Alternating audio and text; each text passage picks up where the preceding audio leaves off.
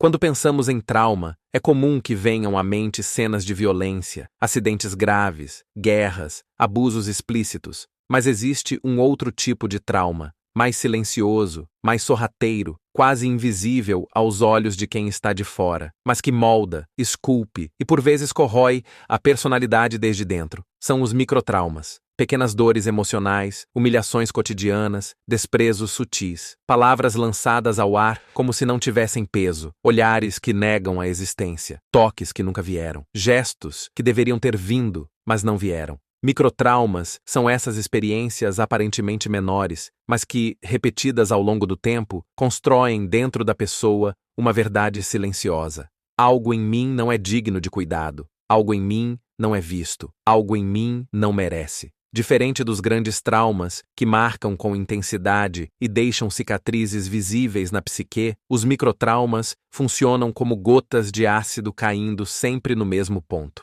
Ninguém nota, mas o ponto vai se abrindo, dia após dia. Desde a infância, esses microtraumas começam a escrever a gramática interna de quem somos. A teoria do apego, criada por John Bowlby, mostra que a base do nosso senso de segurança se forma nas primeiras interações com cuidadores. Quando a resposta emocional do outro falha de modo crônico, não necessariamente com violência física, mas com ausência afetiva, rejeição sutil, ironia, desdém, a criança cria padrões de apego inseguros. Alguns aprendem a se anular, evitando demonstrar emoções para não serem rejeitados. Outros vivem em constante medo do abandono, implorando por afeto de qualquer forma. Não é uma escolha consciente, é a única maneira que o cérebro encontrou para proteger o corpo emocional daquela criança. Aaron Beck, fundador da terapia cognitiva, descreveu como esses microtraumas geram crenças nucleares que se instalam profundamente. Eu não sou bom o bastante. Eu sou inferior.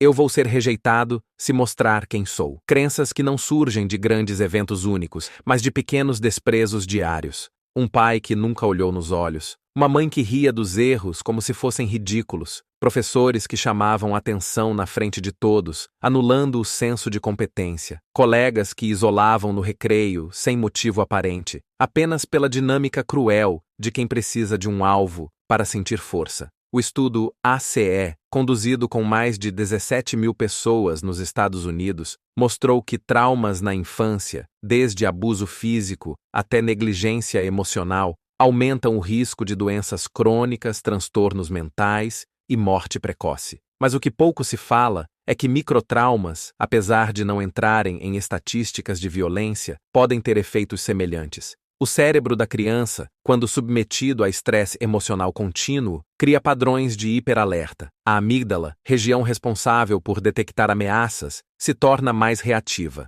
O córtex pré-frontal, que regula emoções e pensamentos, pode se desenvolver com menos conexões sinápticas. O hipocampo, que consolida memórias e regula o estresse, tende a ter menor volume quando exposto a ambientes emocionalmente hostis. Essas mudanças não são apenas teóricas. Elas aparecem na vida adulta como insegurança constante, sensação de não pertencimento, medo de falar, dificuldade de confiar, vergonha de si mesmo, autossabotagem. Pessoas que parecem calmas demais, controladas demais, silenciosas demais, porque aprenderam desde cedo que, quando mostravam algo de si, recebiam humilhação em troca. E os microtraumas não param na infância, continuam na vida adulta, muitas vezes de maneira mais sofisticada. Chefes que desqualificam ideias em reuniões, parceiros que usam ironia como forma de dominação, amizades que ridicularizam características pessoais sob o pretexto de brincadeira,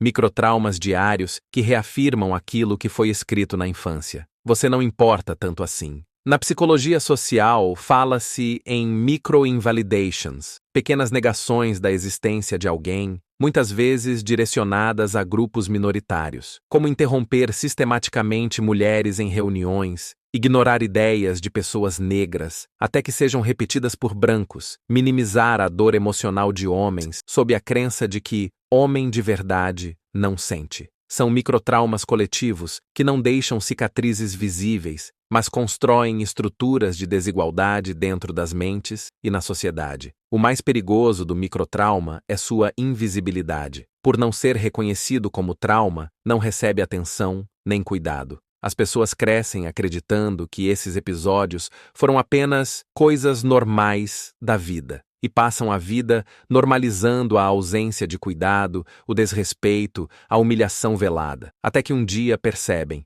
Não sabem quem são sem essas dores. O silêncio se torna identidade. A vergonha se torna personalidade. O medo de existir plenamente se torna estilo de vida. Microtraumas são como cupins no alicerce psicológico. Não derrubam a casa de uma vez, mas ano após ano corroem tudo até que a estrutura ceda. Entender o impacto dos microtraumas é perceber que não somos moldados apenas pelo que nos acontece de grande, mas, principalmente, pelo que nos acontece todos os dias. Pelos pequenos cortes, pelas pequenas faltas, pelos pequenos desprezos. São essas pequenas dores que se acumulam e viram o peso que carregamos sem nem saber de onde vem. Talvez por isso seja tão difícil curá-los. Porque não há uma história única para contar. Há milhares. Cada pequeno episódio, cada frase, cada olhar ou ausência de olhar, cada gesto não feito, cada palavra não dita. E é nesse emaranhado que se constrói a personalidade. Uma personalidade que, muitas vezes, não é a expressão verdadeira de quem somos, mas apenas a carapaça que criamos para sobreviver ao que não deveria ter nos ferido, mas feriu.